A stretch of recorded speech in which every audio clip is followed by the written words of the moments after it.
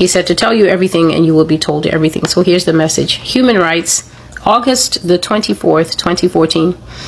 So I had a dream that I was in a very well decorated kind of event space. You know, those event spaces where they have the expensive covered chairs and the nice carpeting, and some event spaces, they usually have sometimes two separate halls, but there's some of them that can do this neat trick.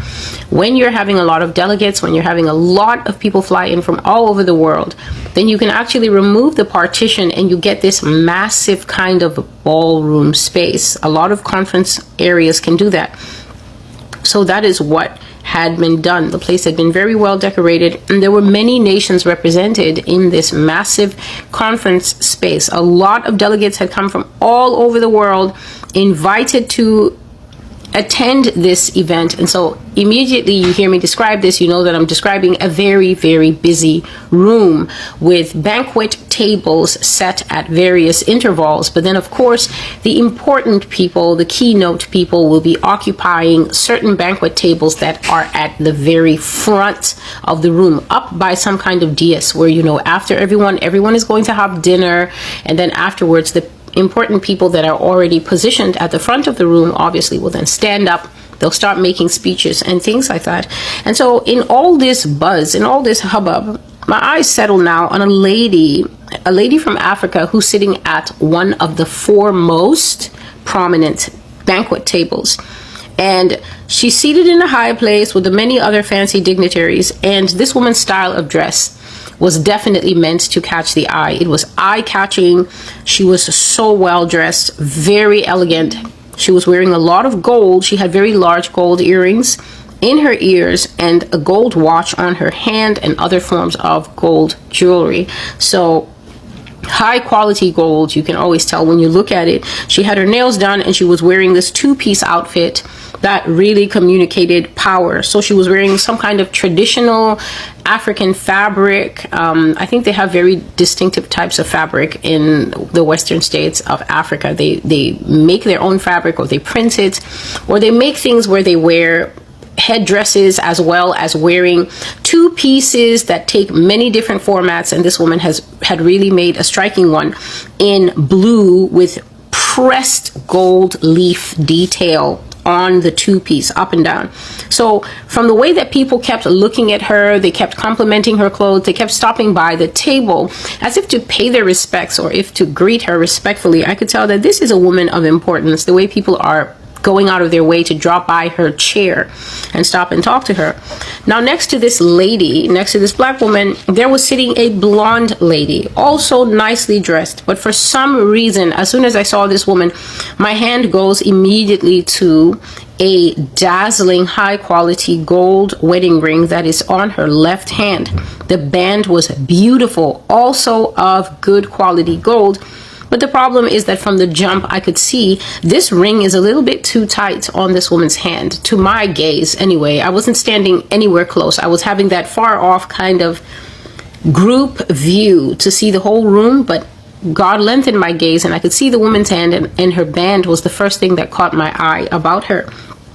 And so these two women are chatting between them, but I keep looking at the ring, and then I noticed that the African lady seems to be leaning towards this blonde lady and showing a lot of visible concern for her well-being, as if she's asking her if she's all right, and specifically asking about this wedding band on her hand that is evidently too tight. Now the woman nods as if and says basically, I'm okay, I'm all right, but she also seemed to be sad and embarrassed about the question of her wedding ring. However, the important lady was trying to placate her and was shooing off some kinds of concerns that this woman had, even though the blonde lady was trying to act professional, but you could see that she was sad and she was not happy about something. But the important lady was telling her, you don't have to be professional and you don't have to keep a certain kind of posture. It's me, you can talk to me. And she started rubbing this woman's back in a very intimate fashion, very slow and very tender, exactly as if she was this woman's lover or something. And yet they're sitting in public at one of the prominent tables where everybody can basically see them.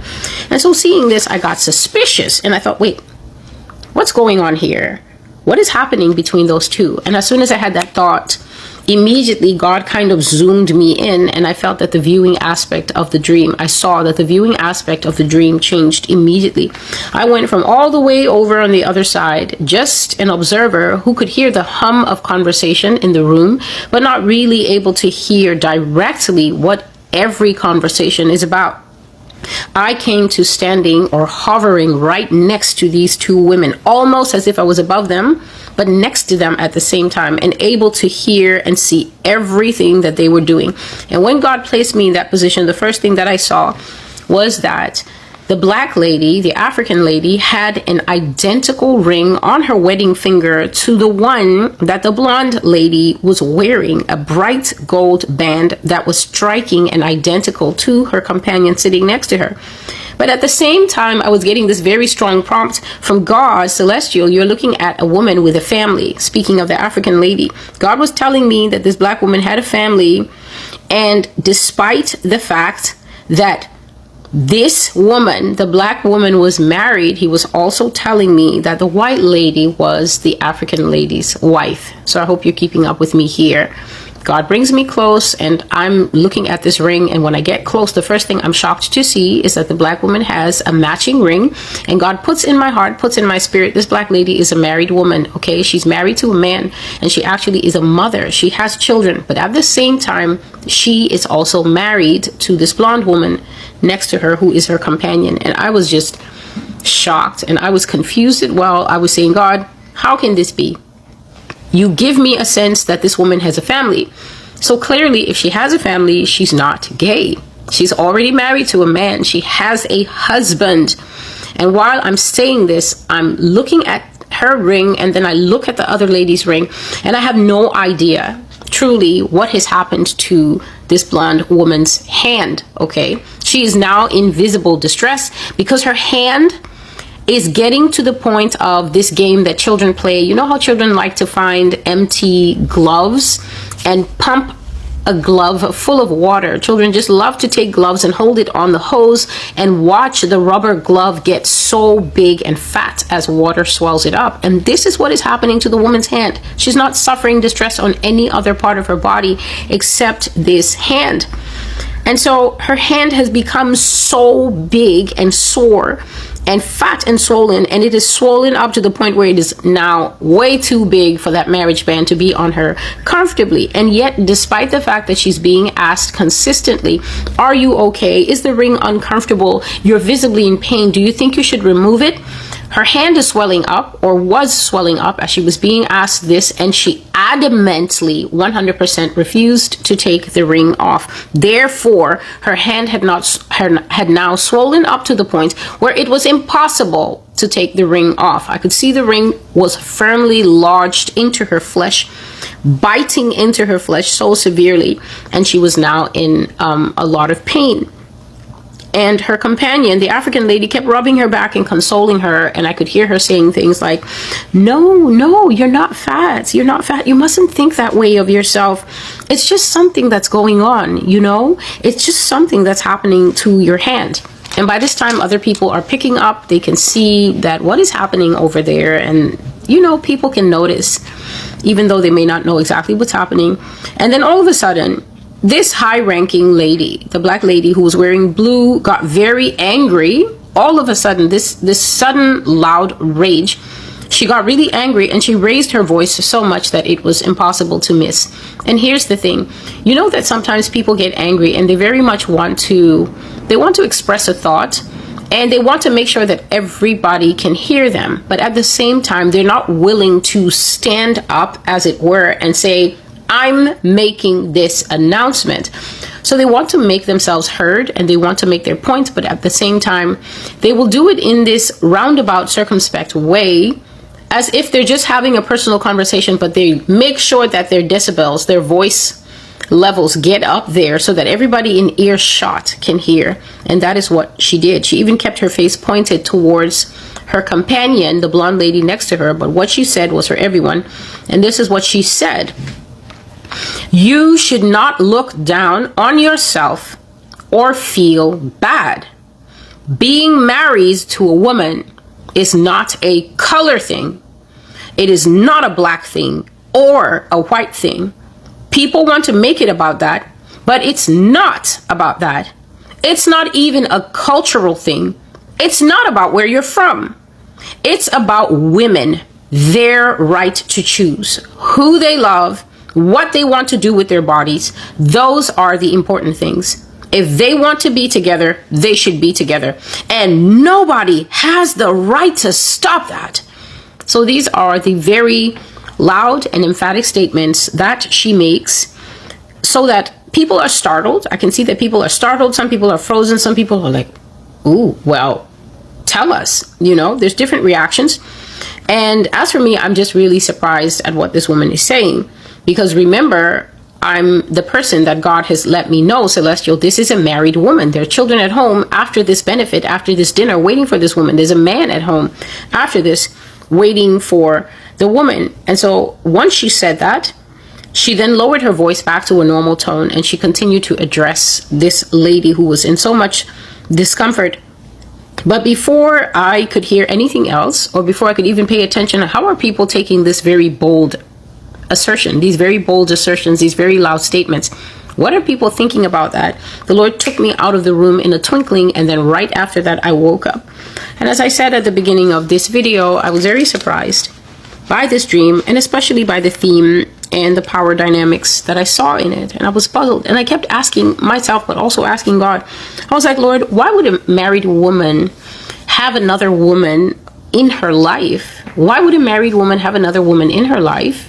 Meaning, I guess, why is she having a homosexual relationship at the same time she's having a heterosexual relationship? It's called bisexuality. But then in 2014, please just have this in your mind. This is how far back God was showing me these themes.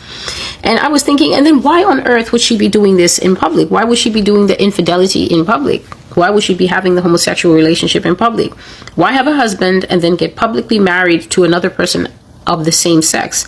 And the thing is, I didn't see 2 rings on her finger. I only saw the matching ring that goes with the lady next to her. And this is what the Lord answered me about this. He said, that declaration you saw is a public declaration of the future. That is a position that you're watching.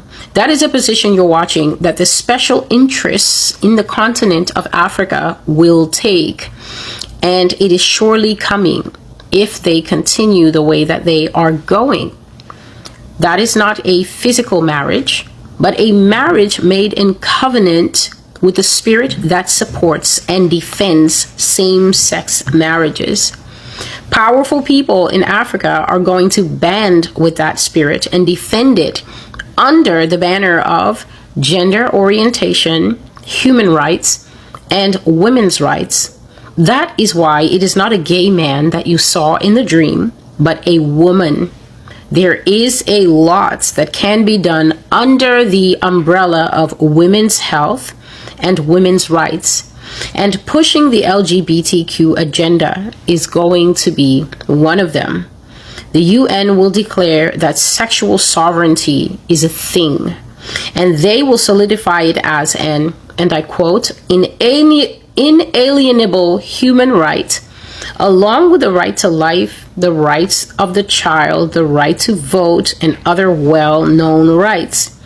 In this way, those who advance this doctrine will make their position unassailable, and many in Africa are going to go along with them. So you have heard the dream of, I guess, public affiliation of an African woman in these spaces that we can easily identify as these special interest spaces, NGO spaces, the United Nations spaces, anywhere where major organizations that each have a motto, that each have a networking sphere of influence, that each have agendas that they work on and are pushing forward in the earth. You are hearing of the kind of place where they all come together probably at the end of the year or the middle of the year to check how are their multilateral covenants going, their treaties and their agreements, who who can they link up with, who will be a good partner to push forward my agenda, that agenda. They're all together in this room. And then you see a very loud, very angry, and very strongly stated position that females have the right to use their bodies how they want to use their bodies. And also they have the right to women's health, and they also have the right to love who they want to love, even if that is someone of the same sex. Now, if you will consider this partnership, first of all, that God is showing in the dream, God is showing a partnership between people who have traditionally, for the most part, they are more conservative than the other partner that God is showing. A woman who is blonde and clearly represents Western values, Western belief systems, and the Western nations, and the black lady wearing traditional clothing so that it is unmistakable that she is not of a Western background, she's not of Western beliefs, she's not of Western association, but that she is affiliated with the continent of Africa. And God used this dream 10 years ago. This dream is almost exactly 10 years old, because in 2 more months we'll be in August 2024, and I have this dream in August 2014. God is showing what at that time would seem absolutely impossible, which is an affiliation, a marriage, a joining, a covenant, what he calls a banding together of special interest groups. Not the entire continent of Africa, but special interest groups, people of great importance, people of great power, people of a higher level in the African continent, with special interest groups in the West. And what they were getting together to do, as God was showing in this dream for 10 years ago, is to strongly advance the LGBTQ agenda and to tuck it into women's rights, to tuck it under female healthcare, to tuck it under female wellness, to tuck it under female freedoms and liberties that should not be, obviously, should not be limited, should not be curtailed. The Lord said here, there is a lot that can be done under the umbrella of women's health and women's rights, and pushing the LGBT. Spiritual darkness is where Satan is standing, handing out his form of caviar, handing out his form of interactions. Spiritual darkness is where the heart begins to go when men become lifted up by reason of opulence and wealth. And so these wealthy men and women will climb to the top. Also remember that the economic hardship part is absolutely interwoven with the spiritual witchcraft part. As you become bored with natural things, you then begin to join these demonic orders. This is where you begin to join the Freemasons. This is where you begin to join the Knights Templar. This is where you begin to join the Rosicrucians. This is where you begin to become recruited into the Illuminati. This is where you become Freemasons and Eastern Stars. This is where you become into marine witchcraft. You become those who sacrifice humans and waste the blood of humans in very slick ways in order to ascend in Satan's kingdom. One of the greatest mistakes that Christians make is that they think that Satan is so stupid that he will do his acts in front of them. Also, the second greatest mistake that Christians make is that they assume themselves so wise in Christ that when Satan is performing tricks in front of them, they think they'll be able to see it. This is why they are always so shocked when their pastors that they love are exposed as pedophiles and rapists and members of all these various dark arts groups that I'm naming, because the way that Christians think is, I'm sitting here and I'm righteous. I know what righteous is. And the reason I love this man is because he's righteous.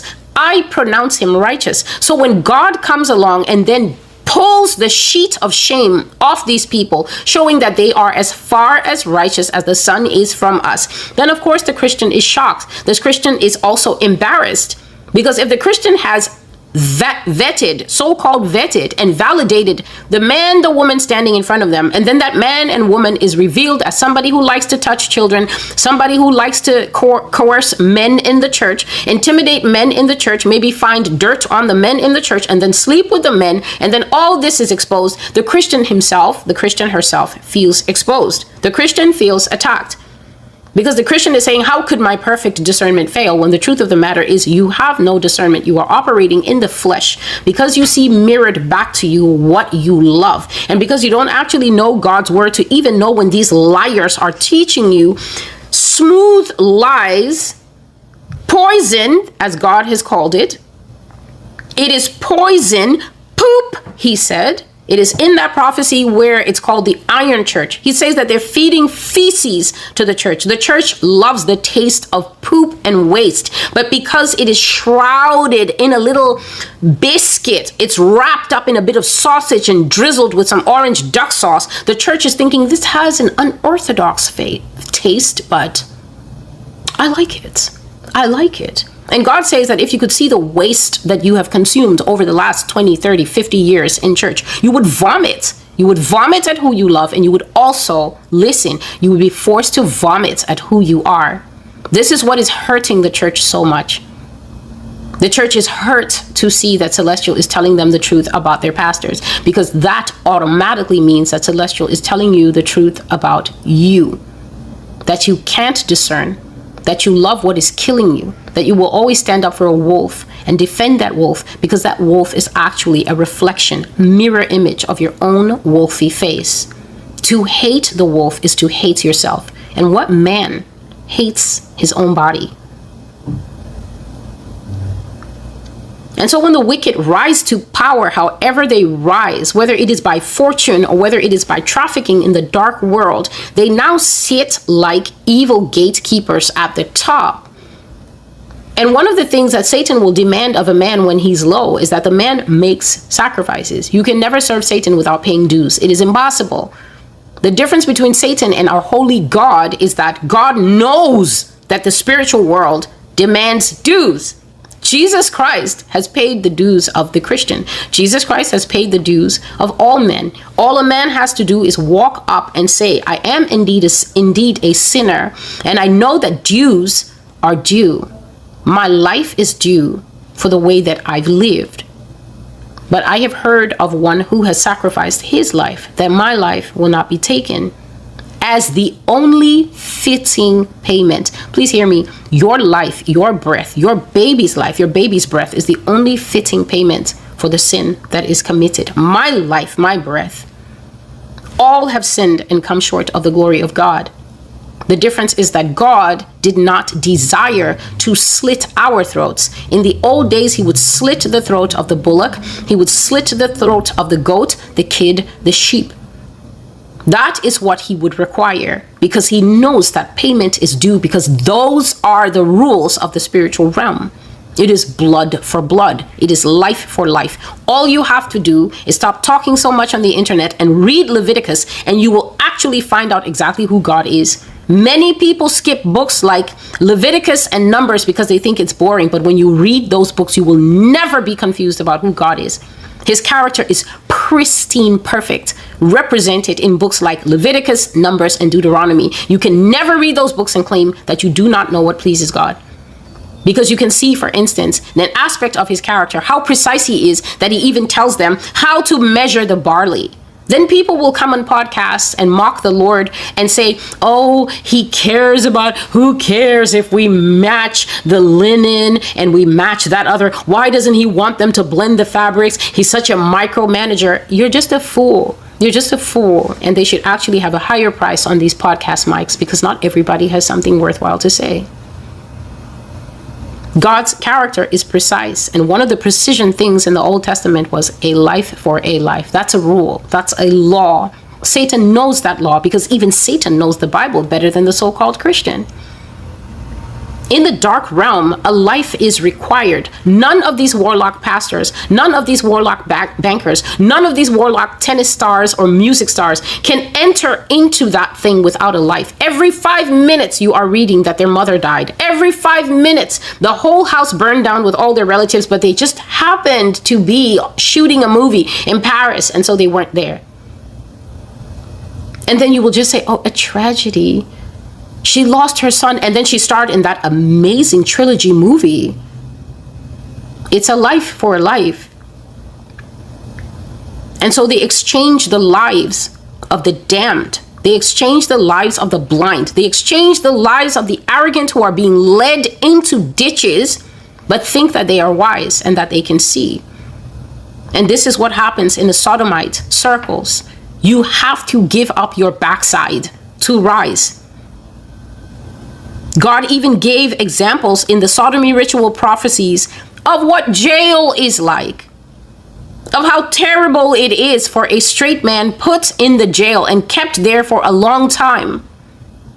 Even in the holding cells, the police know what those men can do to each other overnight, but they're so sadistic and so cruel. They think once you're in jail, whatever happens to you, you deserve it. God was speaking in the sodomy ritual of how men have been forced into the homosexual.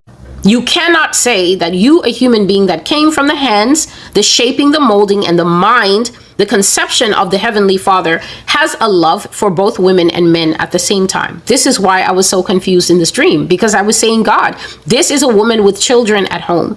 This is a woman who is in covenant with a man. Why is she showing all the visible signs of romantic love towards another woman? And the Lord clarified for me by telling me that you are actually looking at a marriage of the spirit, as people in Africa, especially high ranking, but even in the populace, as you will hear me and as you are hearing me explain, will come into agreement with the sodomite spirit.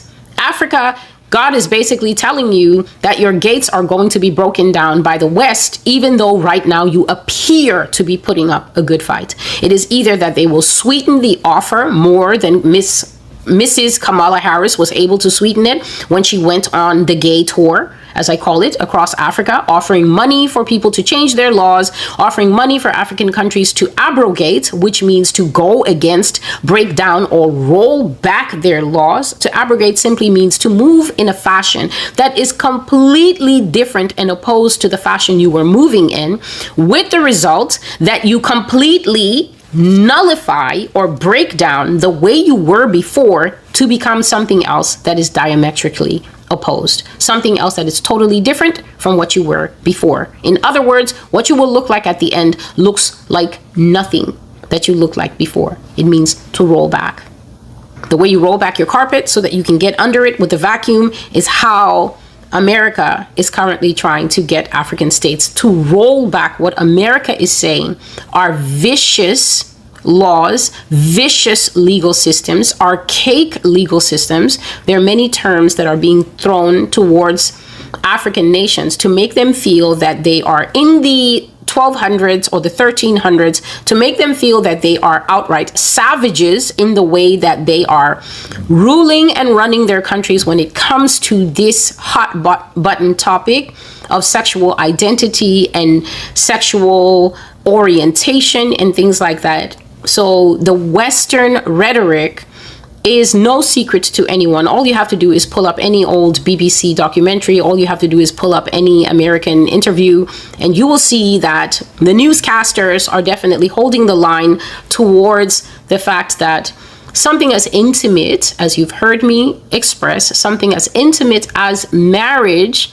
and the fruit that is supposed to come from marriage, when God said, go forth and multiply and fill the earth and subdue it. This is a dynamic spiritual law. It is a command from the mouth of God that man will know his wife and his wife will be known by husband. And then in time they bring forth seed. And by this God expected for the perpetuation of our species to dominate. This is how God expected for fathers and mothers to bring forth in time more fathers and mothers, so that the earth would be beautiful and abundant and populated before him. But now we have had, over the last couple of years, the last few decades actually, we have had a very hard branching off of goat behavior, satyr behavior, Pan-like behavior, to go off and to caper now, abandoning God's original design. And because we have had a rise of new language to identify the new beings, so to speak, that have created themselves on the side. We now have gay, we now have same-sex, we now have transgender, we now have lesbian, we now have same love, we now have alphabet community, we now have LGBTQ. So many different monikers for this brand new subset of people. The next thing that was bound to happen, which is what God was showing me 10 years ago, is that there would arise a very strong and very loud press for legality. And as you've heard me say in this prophetic word, that is because the existing legality has to be demonized and say that it does not cater to the new subset. To say that it must be removed or it must be changed because it is inherently failing to care for the new people. And so this is what God was exposing all that time ago by saying that orientation and human rights and women's rights will be three of gender orientation, human rights, and women's rights will be three of the main ways that the LGBTQ agenda would rebrand itself.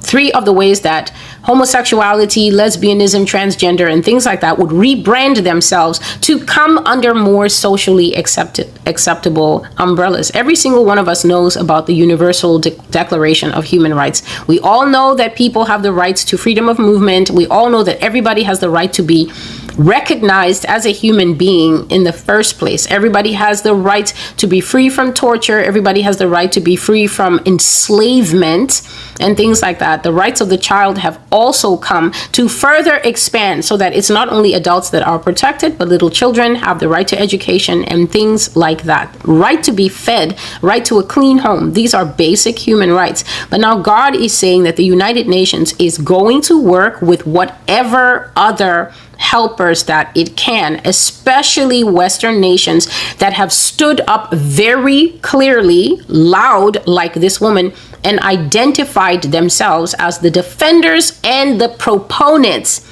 and the chief drivers of homosexuality in the world. And God is showing that who they're going to drive it home on, at least with success, is Africans.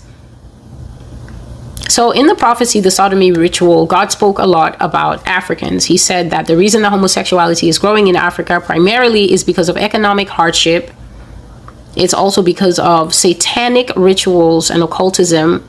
And so with the economic hardship, you have situations where these gatekeepers rise to the top, however they rise. Maybe they started working in the 1950s as normal men or whatever. But whatever happened is, it's not surprising that when you get into the higher echelons of power,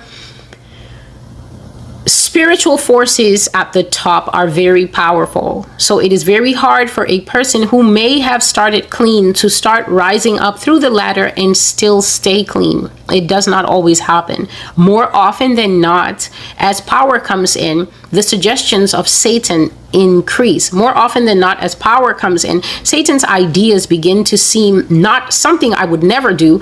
People begin to toy with the ideas of the devil. And this is why we often heard when we were young that an idle mind and idle hands are the devil's playground.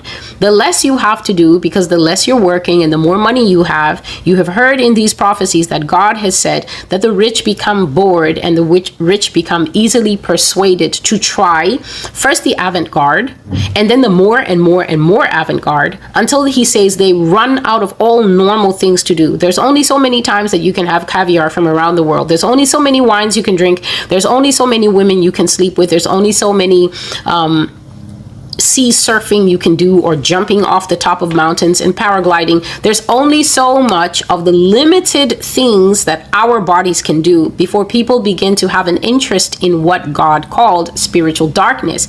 Spiritual darkness is where Satan is standing, handing out his form of caviar.